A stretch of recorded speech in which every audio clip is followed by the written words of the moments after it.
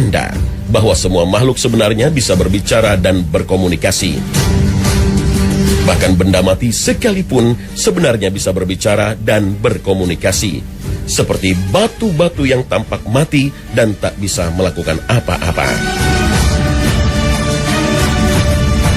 Jika Allah Subhanahu wa Ta'ala berkehendak komunikasi mereka diperdengarkan kepada manusia, maka manusia akan mendengar apa saja yang mereka perbuat dan rasakan. Inilah yang dialami Nabi SAW. Setiap kali beliau berangkat dan pulang dari Gua Hira untuk bertahannuts, menyendiri, Muhammad SAW sering mendengar suara ucapan salam kepadanya. Saat itu Nabi SAW tak mengerti dan tak tahu siapa yang mengucapkan salam itu. Tapi setiap kali beliau menengok, tidak ada seorang pun di sekitar beliau. Sejak itu Nabi SAW merasa heran dan penasaran dengan suara-suara itu. Rasa penasaran ini baru terjawab setelah lebih dari 13 tahun kemudian, setelah hijrah ke Madinah. Nabi SAW mendapatkan jawaban itu dari malaikat Jibril alaihissalam. Sesungguhnya yang mengucapkan salam di Gua Hira adalah sebuah batu.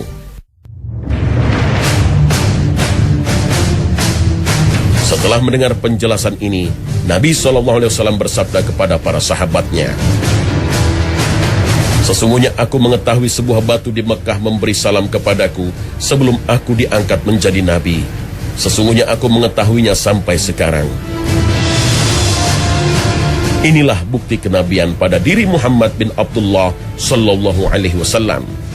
Salam sebongkah batu di Mekah menunjukkan kemuliaannya sebagai nabi dan rasul Allah yang terakhir. Allah Subhanahu wa Ta'ala berfirman, "Sesungguhnya Allah dan malaikat-malaikatnya bersolawat untuk Nabi.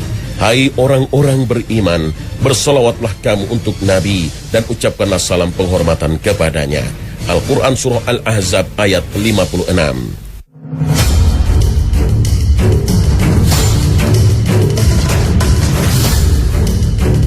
Dalam kesempatan lain, Nabi SAW bahkan berbicara dengan batu layaknya berbicara pada para sahabatnya.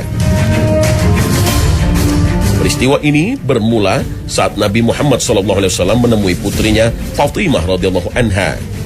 Saat itu beliau melihat putrinya sedang menangis karena kelelahan, sebab pekerjaan rumah tangganya menumpuk. Ia kelelahan karena harus menggiling gandum dengan tangannya. Tidak ada seorang budak atau pembantu rumah tangga yang membantu pekerjaannya karena memang tidak punya pembantu atau budak.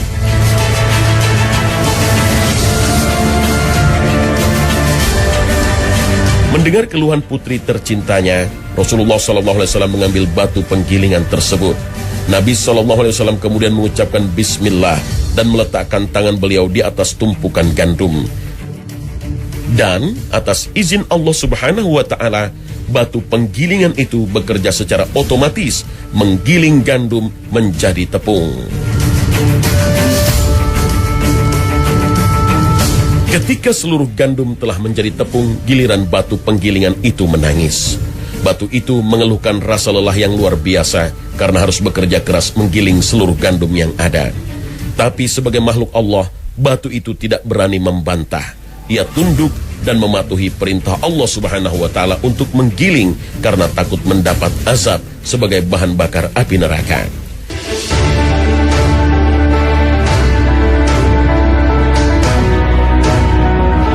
Mendengar rintihan ini, Rasulullah SAW mengatakan kepada batu itu, "Seharusnya kau tidak perlu takut.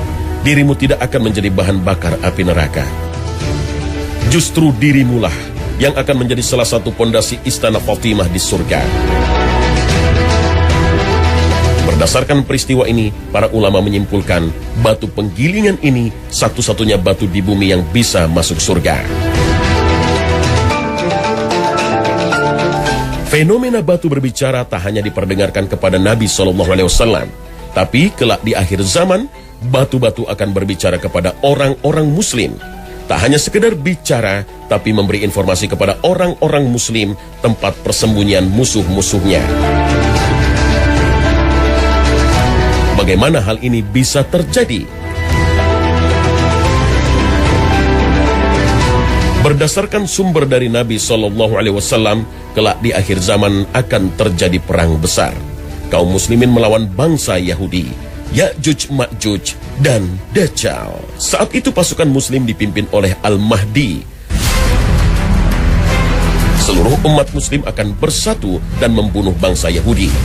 Beberapa riwayat menyebutkan saat itu kaum Yahudi menjadi pengikut Dajjal. Maka saat pasukan Yahudi terdesak, mereka berlindung di tempat-tempat tersembunyi, termasuk di bebatuan. Saat itulah batu-batu akan berbicara memberitahu kaum muslim. Sebagaimana disebutkan Nabi SAW, tidak akan terjadi kiamat hingga kaum muslimin memerangi Yahudi dan membunuhi mereka. Sampai ketika Yahudi bersembunyi di balik batu atau pohon, batu dan pohon itu berkata, "Wahai muslim, wahai hamba Allah, Yahudi ada di belakangku, kemari dan bunuhlah dia." Kecuali pohon Gharqad, dia tidak berbicara, karena dia dari pohon Yahudi. Hadis riwayat Bukhari dan Muslim.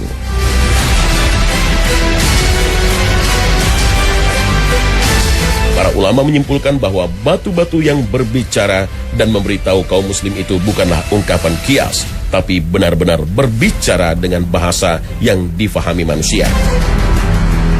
Pada perang besar ini, kaum muslim berpusat di negeri Syam yang saat ini pusatnya di Suriah dan Palestina.